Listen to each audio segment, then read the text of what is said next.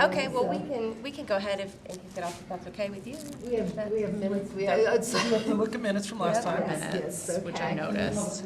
Yes, no public comment. So, minutes are fine.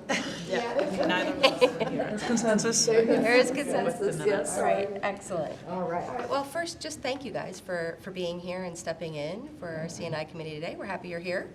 And we have two topics today. We have elementary and secondary visual and performing arts. They'll be presenting to you first, their updates. And then we have health and physical education, pre-K to 12, that team sitting back there, they're going to be presenting to you next. And then at the end, Mr. Murphy is going to go through some calendar proposal changes, just some topics that we may switch around. And for the public, I'm Kathy Gall, one of the directors of curriculum instruction. Scott Murphy, Director of Curriculum Instruction. All right, let me introduce Dr. Hirschman, and she can go ahead and kick it off for us. Good morning. I will be sharing our updates about secondary visual and performing arts. So a couple things for our presentation. We'll talk about our mission first, and then secondary updates, and then I'll pass to my colleague Susan Thomas for elementary updates. So our mission statement for FCPS Visual and Performing Arts is the FCPS Visual and Performing Arts teachers challenge students to become lifelong learners and participants in the arts through an innovative, self-centered, or student-centered approach to instruction. FCPS provides an arts education supporting artistic literacy, creativity, and self-expression. Our secondary visual and performing updates. So first we have the Academy for the Fine Arts, which we know is our premier college and career pathway countywide program in FCPS. Our program is located at Governor Thomas Johnson High School. It is our college and career pathway program that's audition-based, open to all of our 10 high schools in the county. Students can apply for various focus areas. So we currently have dance, music, which incorporates instrumental and vocal music, musical theater, and visual arts. Our Academy for the Fine Arts program also offers dual enrollment options that are high school based as well as open campus and advanced placement courses. More about the AFA. So this year, new for us is they added Theater 110, which is musical theater dance styles, to our music theater program. Overall, and this number has actually changed slightly because of expansion already, but there are 22 dual enrollment arts courses offered through AFA in 4 out of the 5 focus areas.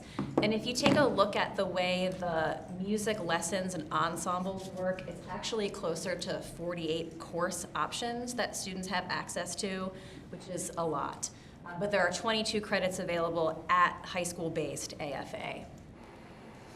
In 2024, we did another year of the AFA Summer Camp, which is targeted for grades 3 through 5, and this year they filled to their capacity of 100 students, as they have every year that they've run that program. We had over 250 people attended the AFA Open House in October. Over 100 students attended Shadow Days as of November, and there were 3 Shadow Days left at the time of this, as of November. AFA and CTC will collaborate to visit all middle school and high schools by the end of term 2 to present the pathway options to students, counselors, career coaches. Dr. Hirschman, if you don't mind, I just wanted to jump in while we're on AFA and just elevate for the board members. Back to Blueprint, we talk a lot about CCR pathways, and so we hear a lot about CTE and dual enrollment and AP. And just wanted to flag the work that Dr. Hirschman's done and Mr. Kurtz at Thomas Johnson to elevate not only the AFA, but pathways in the visual and performing arts that we consider college and career pathways.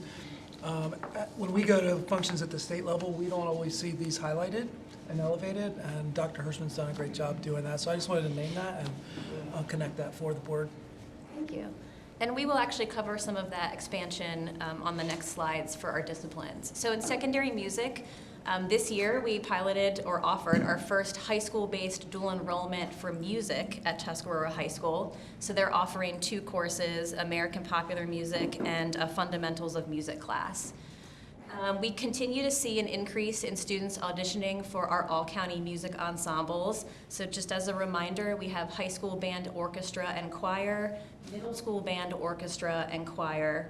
We do a solo and ensemble festival, which also students can continue on to the state level after the local level, and we do all-county high school jazz band. So those are our music ensembles. And it was not available at the time of this slideshow, but I do want to highlight we had 22 FCPS students make all-state ensembles, and we have representation in 8 of the 9 total ensembles that they offer at the state level. So that was a huge accomplishment for us. All right, moving on to visual art. So we continue to expand middle school digital media arts as a pathway to high school digital art. We offer in high school, as a reminder, digital photo, computer graphics, and animation are digital arts for high school BPA. And we are starting to roll out Adobe certification testing, which are tied to those courses. So Photoshop is offered for digital photo, Illustrator is offered for computer graphics, and Animate is offered for animation. And those are offered we will begin to offer those in level 3. Teacher discretion, they could offer it to students in level 2. And Adobe certification is an industry recognized credential tied to Blueprint and CCR. Secondary visual art, we continue to expand our high school-based dual enrollment offerings. So pottery is one of the popular ones that we offer at multiple schools, and we are continuing to explore other options, and we have teachers who are pre-approved by FCC that could offer high school-based courses. And we, of course, continue our relationship with the Delaplane for Youth Art Month, which includes FCPS students, staff, and a unified art show. So in theater, we continue to refine through our partnership with Frederick Community College, our high school theater festival. So, for example, most of our schools attend and perform, but we always change up what the clinics look like, what the adjudications look like for that festival. We are beginning to investigate an industry-recognized credential for upper-level theater. It's called the Backstage exam, so that's happening at both the state level and then us at the local level, looking at our curriculum and seeing if that's a good fit for us in Frederick County. And of course, we continue to increase our community engagement through central advertising of our fall and spring productions.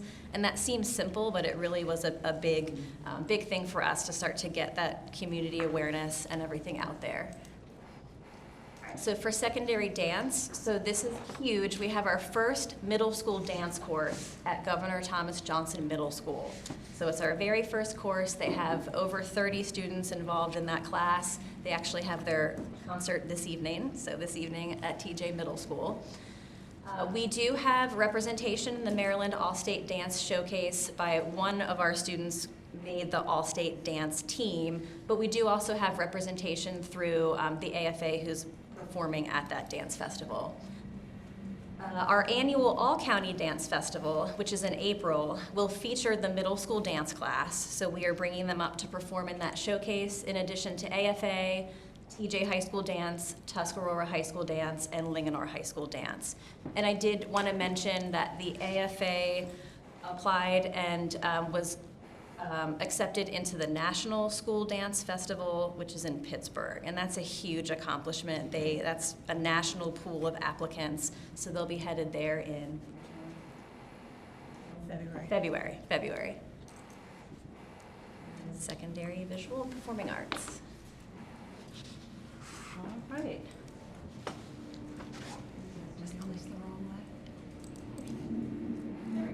Good morning, everyone. Thank you for your time this morning on this gloomy Wednesday morning. My name is Susan Thomas. I'm the curriculum specialist for elementary visual and performing arts for our learners and kids pre-K through 5. My presentation is a little shorter because our program isn't quite as expansive with courses and electives as Dr. Hirschman's, but I did want to share a couple of opportunities that our students participate in each year. We do have our Elementary Honors Chorus concert at the Weinberg on the evening of April 30th, 2025. You all are more than welcome to come. Every elementary school is given the opportunity to be represented, and they spend 2 days in rehearsal there with a contracted regional conductor, and then they have their performance. They spend 2 days together and then perform at the end of the second day. So it's really a fabulous experience because at the school level, they rehearse for months and months and months, and then they just perform with their peers. So if you're able to make it to that, that would be wonderful. And as Dr. Hirschman had also said, we also participate in Youth Art Month, which goes throughout the month of March of 2025.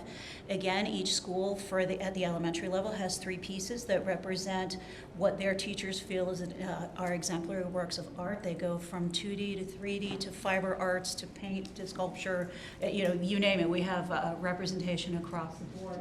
Other things that elementary schools also have as opportunities is we have an informal partnership with Winchester Hall downtown. They like to rotate out artwork each year just to showcase what students can do. So we share with them some digital images and they select and change. And I don't think we did it this past year, but they used to have a really nice reception for the kids. And that's a big honor for them to be selected at Winchester Hall. We also have students, and we expanded this to include secondary this past summer, at Country Meadows Assisted Living, which is out towards, I was trying to think of the best way to explain where it is. Sort of by the airport, or if you know where Triangle RV is, it's on Quinn Orchard Road, if you went the other way from the RV place. But I work with their events coordinator, and we select about 20 pieces of art representing pre-K through 12 that we send matted and ready to hang. She hangs them over the summer months in all of the dining areas of Country Meadows so that the residents can enjoy FCPS artwork to decorate their hallways. And it used to be an elementary thing. Now we've got secondary on board as well. And that is something that we're certainly going to try to keep continuing. So our focus this year, some of our focus this year, is providing more resources and learning opportunities for teachers who have some specialized programs. Since I've been in the county, our instructional umbrella has increased greatly. When I came here, we were just starting to infuse all-day all-day kindergarten. And teachers were sort of, a little tense about that because, oh my goodness, now all of a sudden I have to have 5-year-olds, for 40 minutes twice a week. So we had to work on that. Now we have pre-K, now we have, inclusion pre-K, now we have Delta and Pyramid and Learning for Life, Expressions, the RISE program. And what I'm finding is that teachers perhaps don't have the confidence that they could have without some additional opportunities. So I am bringing in, I'm going to kind of jump down here to the very bottom where it says Shepherd University. Over the summertime, this past year, I was fortunate enough to attend a workshop given by an adjunct professor at Shepherd University for neurodivergent musicians and artists. And she has agreed to come back to talk about what are some of those characteristics, because as I do talk to my own staff, that isn't something that overall is given a whole lot of practice or coursework as an undergrad. And now they're trying to figure out how to best serve their students without necessarily having the training that they could or perhaps should have. So that's a huge focus for us, that we're providing some self-directed professional development opportunities. We spent some time in August talking about neurodivergence and how to understand what these programs are. What are the characteristics of the students that are a part of the Delta program as, in comparison to the RISE program. How do I know if I'm in a split school, because that happens quite often in our content areas. If you have Learning for Life in one building and challenges in the other, how do I meet the needs of both of those populations without completely rewriting everything that I do every single week? So we also have this year, it's a continuation from last year, the opportunity for students to have subscriptions to the Art of Education for visual art and to Music Play Online. We had 10 subscriptions for Music Play Online and 15 for Art of Education. They're not curricula, but they are web-based resources where there are drop-down filters that you can truly look for lesson starters, for resources, for teachers to be able to modify to meet their needs. It's not really a print and give sort of thing. It's more a conversation starter or reflective points. Many of our schools do already provide this for their teachers, so we sent out sort of an all call of saying, if you don't have this, we have this available. And of course, our teachers were more than happy to take us up on that. So we're going to keep in touch with each other throughout the school year to see how are you using this, and is this something that we should perpetuate in years moving forward as far as the subscription cost. And again, it's completely up to the teacher. It is not student-based. Students don't log into anything or do anything with these programs. It is just there for a teacher to log in whenever he or she has the time and opportunity to do so. Each year, we also have a face-to-face special education workshop at Rock Creek School that our department is invited to. It is required of teachers who are in the Rise and Thrive program. We find that that's also very helpful with them. And it used to be in March, it's now in October, because March was a little too late. We needed to learn before March, how to understand what the federal regulations are, what exactly is an IEP and a 504, things that they may not know when they come out of school. So that's always very successful. It's a great partnership we have with Rock Creek, with their administration, and their art and music teachers stay behind as well and show us adaptive materials and some of the lessons that they use that may be appropriate for our inclusive pre-K programs. Could also be lessons that were modified from Rock Creek. In January, for our visual art and general music teachers, we are having Arts for Learning workshops. Arts for Learning may be more familiar to you as Young Audiences of Maryland. That's what they used to be called. They changed their name. So what we have for art is a collaborative quilt making project with perspective, where the teachers will learn how to make or how to set up an inclusive quilt making, like an installation art piece for kids. So that's part of that 21st century skills of collaboration. And then for general music, we are having a dance-based workshop on 21st century skills, of how to work collaboratively, to dance together, to do storytelling, to do vignettes, to address all of those things. And that one in particular was chosen very intentionally, that there are a number of music teachers, such as myself, that weren't necessarily comfortable with the dance aspect, which does go into, we're giving opportunities to address COMAR as well, and dance is part of that. So this workshop, we had a dance workshop, I think about 4 or 5 years ago at Lincoln Elementary, that once the teachers became involved, they realized how much fun it really was. So I'm sort of circling back around with a different presenter, but to get them to be a little more comfortable with the kinesthetic aspects of elementary music, because that's where some students shine. And that's what we try to do. We try to give them vocal, kinesthetic, oral and instrumental, and written experiences in elementary to reach as many students as we can and address their individual strengths. And in instrumental music, we still do have 14 teachers comprising 7 teams. Depending on their assignment, they're generally assigned in feeder patterns, but as Frederick County keeps growing, that gets harder to maintain. The most schools that one of our teams have is 7, because the schools are a little bit smaller in overall enrollment. And one of our teams has 5 schools. They are in one school for 2 days a week because the enrollment is so large. So the shift is minimal, but we do keep track of enrollment. We serve about 3,000 students, and the shifts, like I said, are minimal, but sometimes we do half days. Our Brunswick Middletown team goes for an extra half day at Middletown.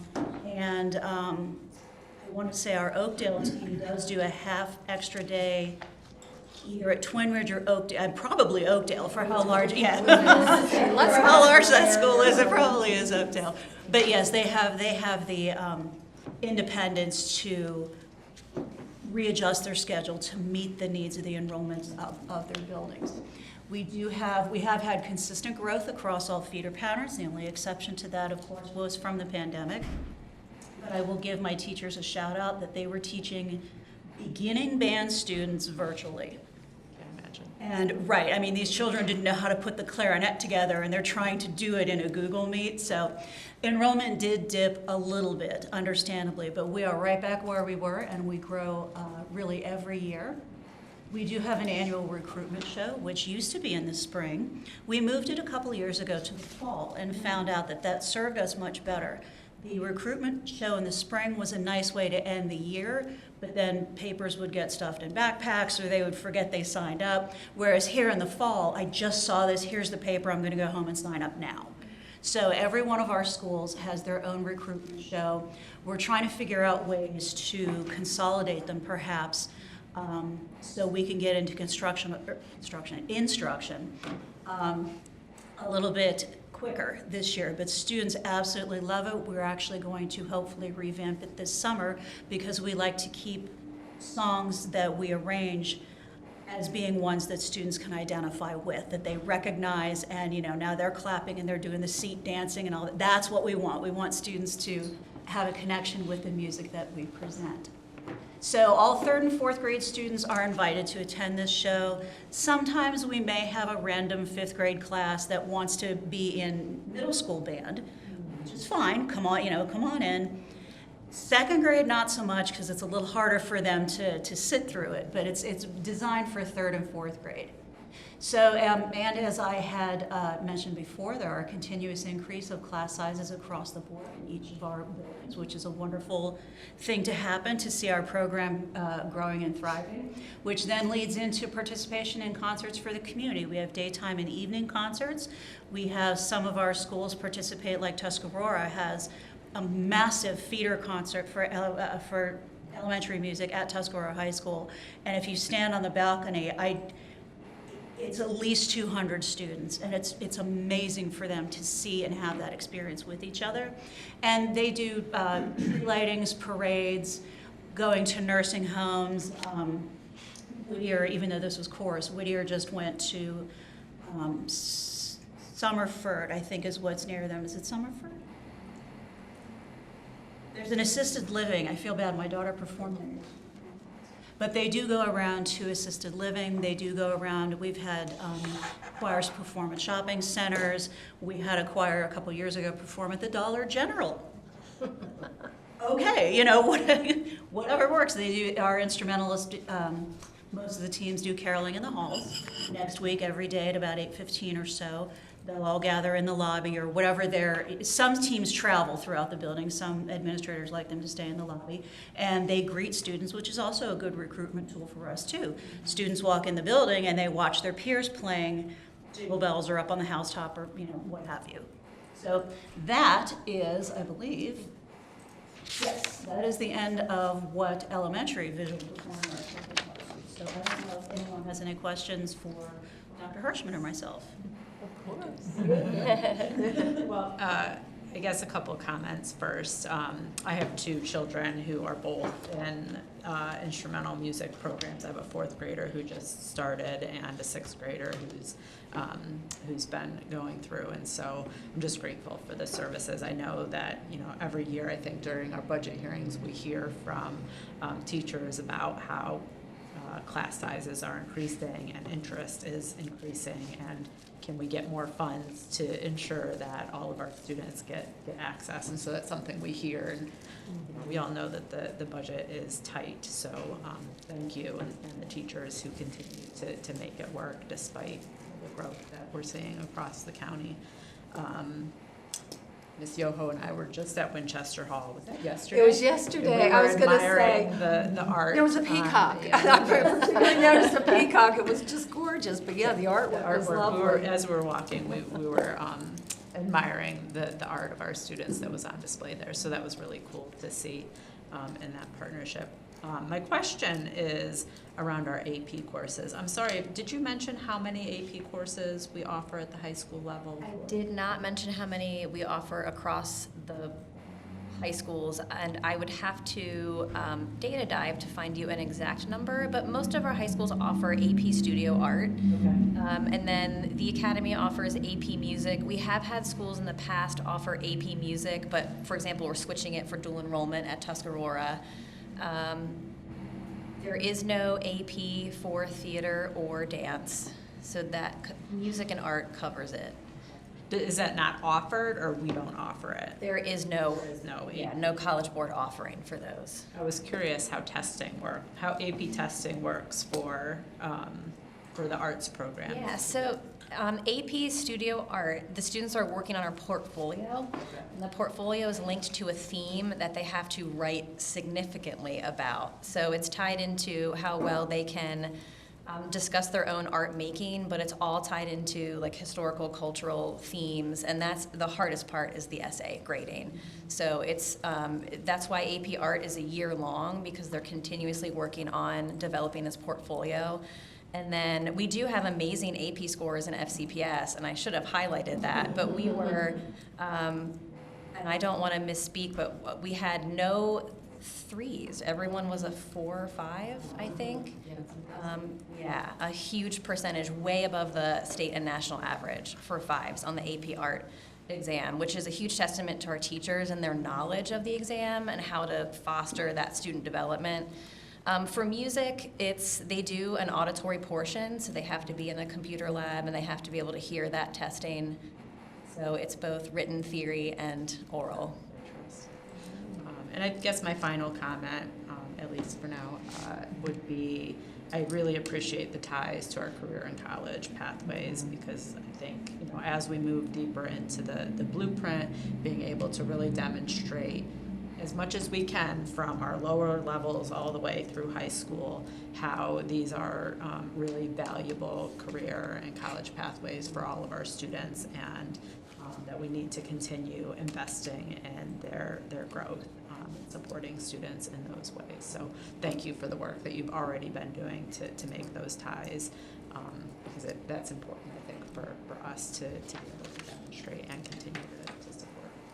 Yeah, that's a really good point. One of my best friends is a retired art teacher, and 3 of us retired teachers are going to Japan together in April, so I'm looking forward to that. And she just did her global entry down at Reagan and went to an art exhibit at the National Gallery, I think. But she always talked about, that the curriculum specialist would have to find ways, kind of like backdoor ways, to make sure the arts and PE, the specials in elementary, didn't get overlooked, besides the fact that it provided planning time for the teachers. I'm always like, yeah, it's not going anywhere, it's the planning time. But to kind of elevate the importance. And just a quick background story, we have a state organization, MABE, and I had just gotten back on board of directors this year. Well, through elections through the state, they lost, the state organization lost 2 officers and 3 board members. So I was asked to step up and be secretary, and I'm like, I was just telling Ray, it's like, oh shoot, I actually do have to take notes. I've been president's treasurer, things I've avoided secretary, but I will learn to take notes.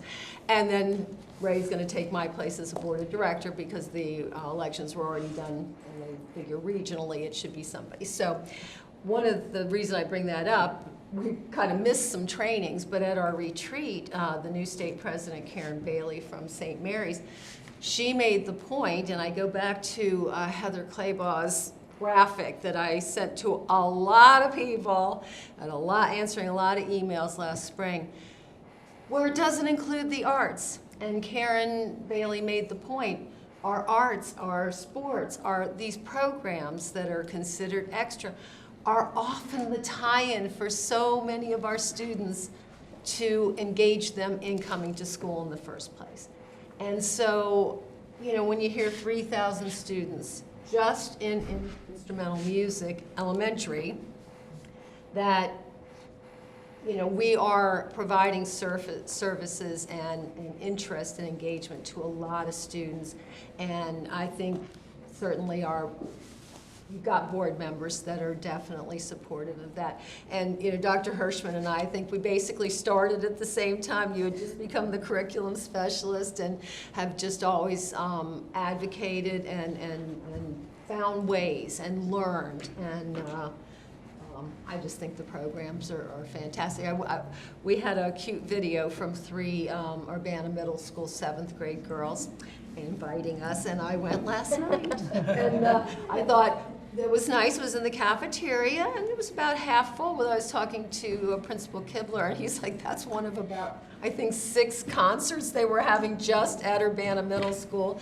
That instructor has doubled the size of their program, and this was just 7th and 8th grade, 2 classes of students in just band. So I was like, oh my gosh, that makes a huge difference when you think of that. So.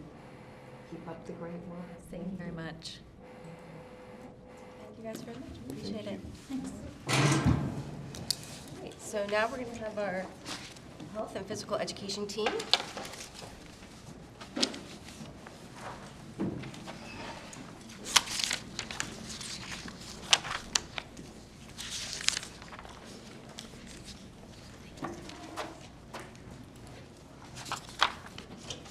Clip for you.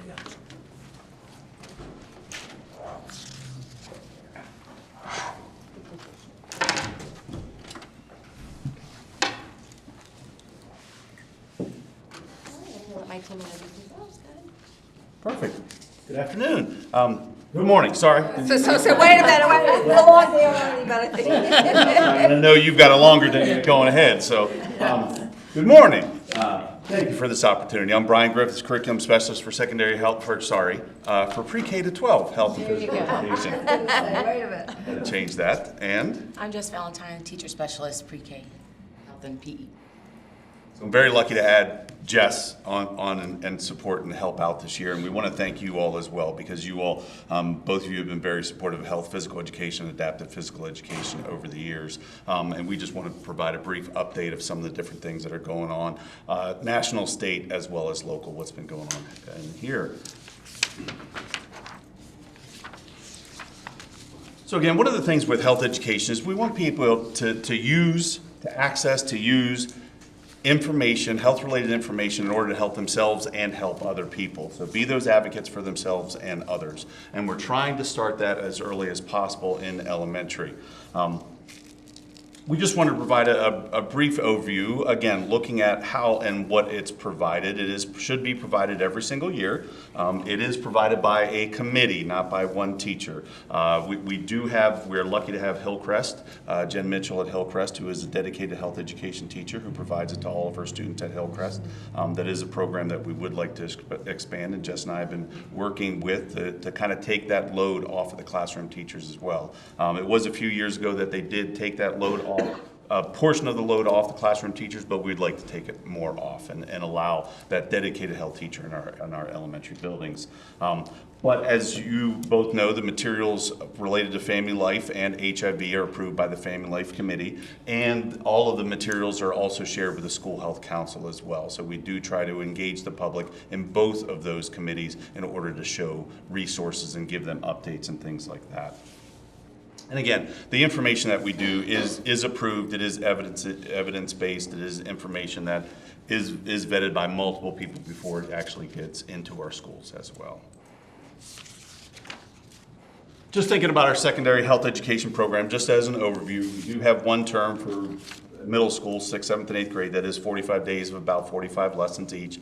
Then we do have our 2 health credits. We do suggest that first one in Health 1 being that 9th grade year, that second one in 11th and 12th grade. And again, the focus of that second health term is, again, as we talked about, the need for health literacy, be able to use that information. We want students, as they leave us and have all those supports that they no longer have access to, how can they access those things in their communities? And so that is the big focus of Health 2, is what's going on. And that's really why we try to have it in that 11th and 12th grade year. As we talk about these topics, how can they go about in their communities? Again, we know that there's a big number, unfortunately, that number is decreasing across the state and in Frederick County of opioid overdoses. It is going down. We have great numbers coming back in, but we have seen those numbers in that 21 to 28 year range that we don't want to happen. We don't want them to have any of those issues. So that's really that focus of that Health 2 year. And Jess was actually one of the lead writers on that and continues to support it in her new role with us.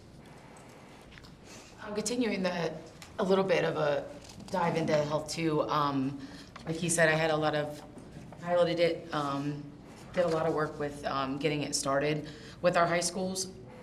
The dual enrollment, Tuscarora is our only school right now. However, moving forward, most of the departments I've spoken to, they're at least in conversation with their administration about bringing dual enrollment into the buildings. We're just finding that our juniors need to have different options for having Health 2 in the schedule. Some of our traditional schedule students, they have the 0.5, they pair it with a literacy or SAT prep or another half credit PE class. But some of our students needed other options. So dual enrollment at Tuscarora, they have 4 full classes and a waiting list. So I think that that will be a really good option moving forward. FCC is revamping their Health 150. They're taking our curriculum alignment into consideration as he's working through that course. The teacher at Tuscarora has kind of had some freedom with the 150 as well as working our curriculum and projects into it.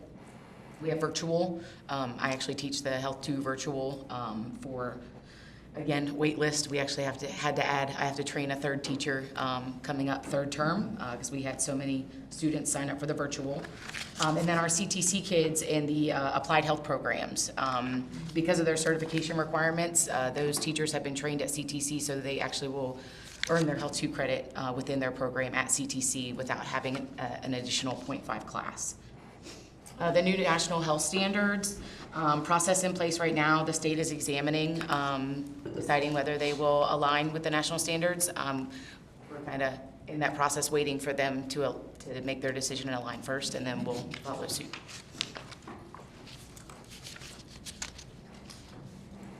Our health resources, working with the multilingual department, just trying to develop more resources. Our student population of non-English speakers, we all know that it's growing, and we need to have not only the resources that we already have in those classrooms in Health 1 and Health 2, but also in our gymnasiums. The kids in all of our classes need to have those resources, so we're working to build those. Our feedback from teachers, counselors, our YRBS data all indicate that we need to continue our work in mental health. So we are definitely working on keeping those resources updated and moving forward. The partnerships with State's Attorney Office, Hartley House, Change the Conversation, all of those presentations within our classrooms. Guest speakers actually got to go yesterday and watch the Change the Conversation, just really impactful. A lot of our students, I think, engage with speakers. It's coming from someone else besides their teacher. She wasn't just talking at them. They were engaged. They were asking questions. It was really fun to watch, to be honest. She did a really good job. So I'm excited about those moving forward and getting out into more of our buildings.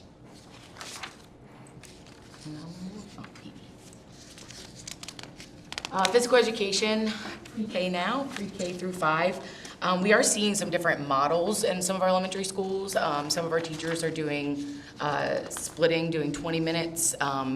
So the schedule itself doesn't look the same in all of our elementary schools, but the 80 minutes per week is consistent throughout the county. Our goal is for our students to be confident and competent in their lifelong fitness. And we have our middle schoolers are all in the PE area all year long. They have 3 of those terms in PE in the gym, and then 1 of those terms they go into the classroom for their health. High school is only the 1.5 required fitness for life, and then we have our semester-long electives. Strength training seems to be our most popular, as a lot of our athletes are signing up for our strength training, but we also have a lot of schools. I can just from personal experience at Tuscarora, we had a filter kind of through guidance, and we had some of our students that weren't athletes that wanted to get bigger, faster, stronger. They had different goals for their fitness journeys that they could still accomplish in the weight room, in the fitness rooms. So there are definitely different levels of what strength training looks like, depending class to class, building to building, to reach all of our learners. Team sports is, we have general and specific. So we have general, just team sports, where they go through different skills, different games, they learn the rules, officiating, but then we do have our sports specific. Seem to be popular depending what building you go to. Tuscarora, we had a huge soccer population, so that class. Catoctin is a baseball, softball school. So depending on what building you go to, football seems to be busting at the seams everywhere, but those sports-specific classes have really, really helped a lot of our kids that need that hour and a half of activity, and they can designate it to a sport that they want to get better at. Sports medicine is one of our academic in the classroom classes.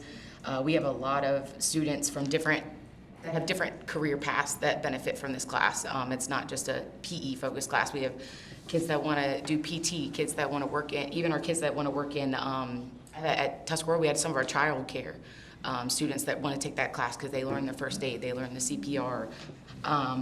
Athletic coaching is, some of our buildings, we had to put in an athletic coaching to Middletown, correct? Because there were so many students. We are looking also to support officiating and build more of that into that course for students that are interested in being officials, referees, moving forward. We have a lack of that. A lot of our games are being moved, and that's just in our county. It's a nationwide problem, so trying to get kids into thinking about that type of, even it's something they can do part-time. It's not a full-time job, something you do in the evenings. Aquatics, we're limited with our schools with pools, but still going strong at our schools that have the aquatic facility. And think about moving forward. We're just trying to clean up and our supports that we're developing for our teachers. Again, as Jess said, the multilingual education supports, we need all of those everywhere. We've got to make sure that our supports are there for our teachers and everything else. And then grading consistency, making sure as a system supporting equitable grading, we want to make sure that our supports in health and physical education are there as well. So we're really been working with our department heads. On January 17th at the PD Day, we are going to do a deep dive into our grading practices at the different buildings, share some resources, hopefully move that forward as well.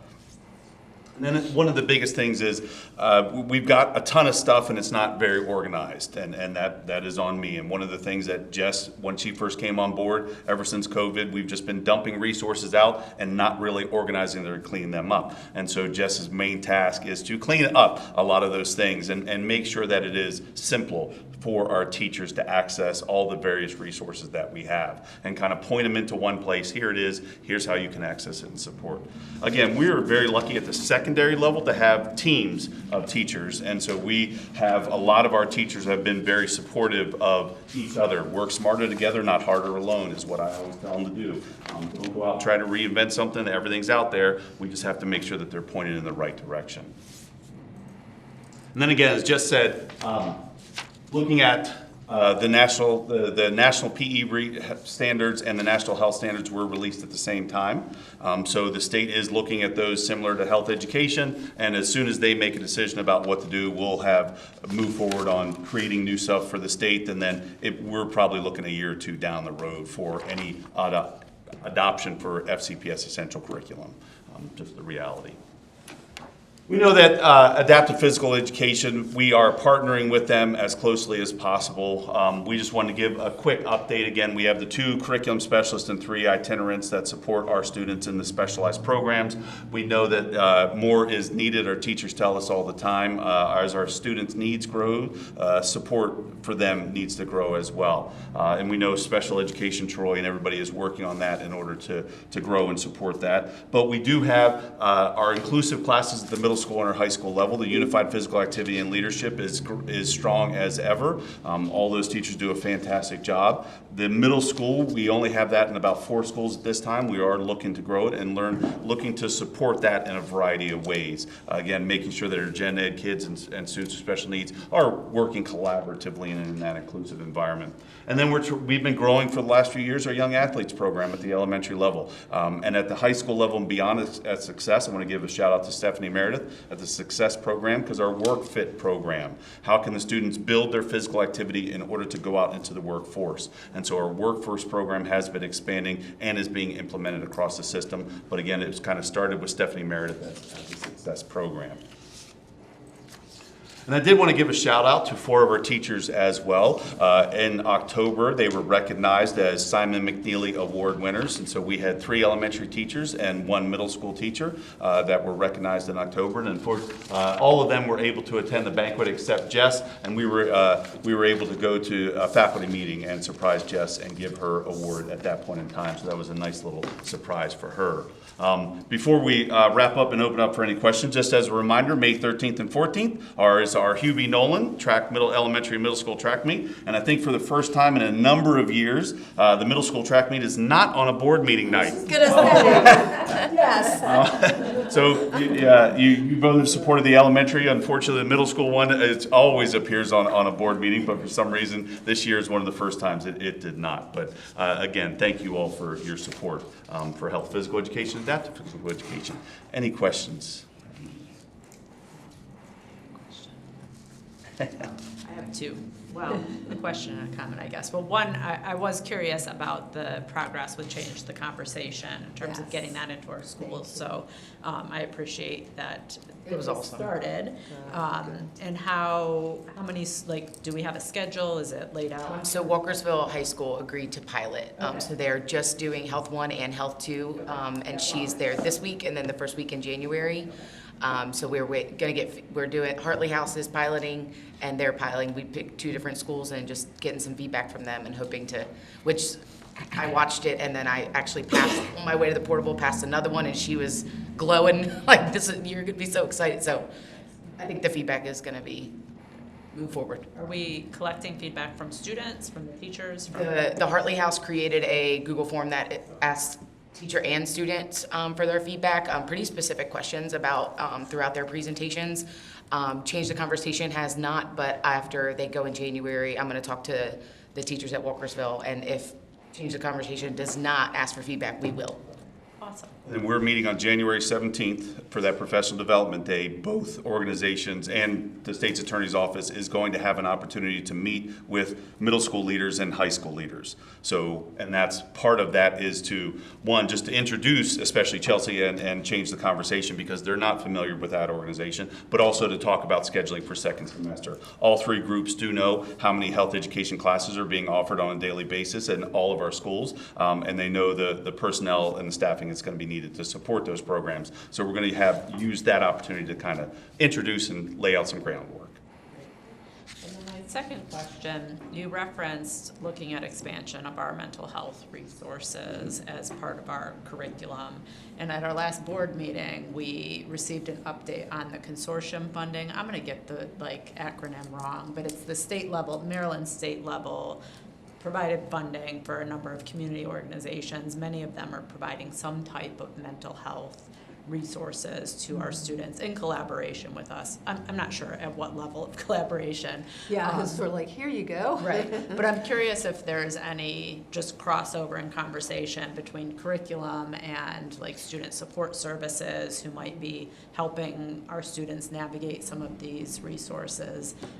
It's a newer program, so I'm not sure, but just curious how that mental health resource development is going in We collaboration. had great collaboration with Lynn Davis. Unfortunately, I'm going to miss her because she has been sitting on my shoulder a lot to address mental health and support of that. So yes, so we do collaborate, we do support, again, looking at the dimensions of wellness, the whole aspects of health. So that includes mental, emotional, physical, intellectual, social and spiritual, all those things work together in order to support a student's health. So we can't know everything, so we have to rely on, I sit in Janet's office on a regular basis, Janet Shipman and Ryan Defabal as well, just to collaborate and support and making sure that, and again, some of our guidance that we give to our teachers, again, some of our topics are triggering, even nutrition is triggering to some of our students. So we want to make sure that the counselors are aware as well. So we try to have that collaboration and open communication on a regular basis.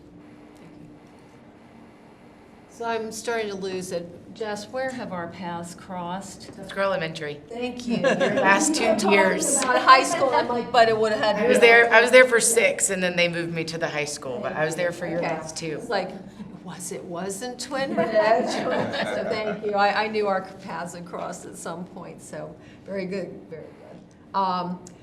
Let's see.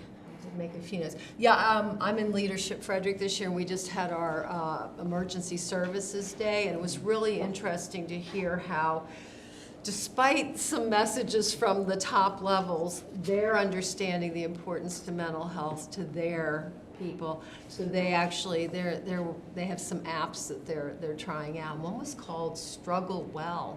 And it actually is like proactive, where before you get in trouble, you learn about breathing. And I thought this is some of the things that we're actually doing in maybe in elementary with the paths, do we still use PASS? I mean, it's like things change. You know, for social emotional, just that deep breathing and things, but try to be proactive so people have, even law enforcement and firefighters and all and they're realizing the 911 dispatch officers need to be or personnel need to be included in that because they're on the phone with people and they're experiencing a lot of the trauma themselves. So I'm glad to hear that and just that. I think for so long we'd said, oh, you know, it's the two chiefs, county and city, said, yeah, when we were younger, it was just like walk it off, basically. But you look back to World War II, and we just didn't talk about it, but those people still experience PTSD. So now we're just talking about it. So that's good. So yeah, I'll be interested. That was good to hear. And I was glad, changed the conversation when that was up there. Like, little note, ask how that's going. So very good. And that has been kind of the change of health education over the last, and it was about 20 years ago, but again, even mental health, a lot of teachers did, oh, we're gonna do the disease, we're gonna do a disease jigsaw, your group does this, your group does this, your group does this. Well, that doesn't do the protective factors, the resistance factors that we need to teach the kids. And so over the last decade, we've really been trying to switch from, and it's not just in mental health, but disease prevention, we talk about the effects of the drugs, but not the skills to resist drugs as well. So we've really been trying to switch our concept, switch the teacher's mentality to address those protective factors and the resistive factors in order to move forward. Yeah, I have to tell you, having taught some of that in elementary, I used to think, now how do you explain this to kids of like why people do drugs? And sometimes it would actually come up, well, initially they might make you feel better, but eventually it's not going to be that. You know, it's like that's a hard concept to get. So building in those resistance factors is good. And I know money is going to be so tight, but boy, if we ever do get the opportunity, we frequently said, why aren't people that actually know health and are better at this than the classroom teachers? You know, it was often traumatic and going through, there were just things you learned when third grade. I taught third grade for 11 years in the beginning of my career, and just you got to know what questions the kids were going to, or that they were going to laugh. In the one video we used to show when the little girl slapped her doll, and it made me cry because it's like, and then I found if I explained to them beforehand why she was hitting her doll, they didn't laugh, and I felt better. But it's like, okay, now I've traumatized the kids, but you know, whatever. But that was what they were supposed to get out of it. So yes, professionals doing that would be much preferred. Just don't think we're gonna have the money for it, but someday. Well, thank you. I don't think I had any other questions of this. Thank you, we appreciate the time. Thank you both. So our final agenda item would be the agenda for the year. We have a calendar that's posted on Board Docs, but it occurred to us that for the January meeting, it's a really heavy meeting with a new committee that includes English Language Arts, elementary, secondary, science, elementary, secondary. We added a new topic, environmental literacy. So with the new committee and those three topics, we'd like to make some adjustments to the second half of the year. We also have multilingual education way down the road in May, and a key presenter who is planning to be on maternity leave. So we are proposing that we move multilingual education from May to March, and environmental literacy from January to May. That will balance things out for the second half of the year and give a little breathing room for the new committee in January. So if that's okay with you all, we will reflect those changes in the agenda, send it to the board office, and it would be reposted next week. Yeah, that's a good idea. Okay. Yeah, because as we said, we kind of sat down first. My feeling is always, this is a really good committee for people who haven't been on a Board of Education, haven't been within the system before. Even with our connections to the system, I found I still always learned a lot. But I think you get to meet personnel, you get to hear about the really details, nitty-gritty of what's going on in the schools. So I think it's good, but not to overwhelm is also a good idea. That's all you have for us? That's all we have. That's it. Well, it was a pleasure to be here. Thank you for standing in today. Yeah. When we looked at the schedule, we're like, oh, nobody will be there. They're all three leaving. It's like, we can't have them present to nobody. Well, thank you very much. Thank you.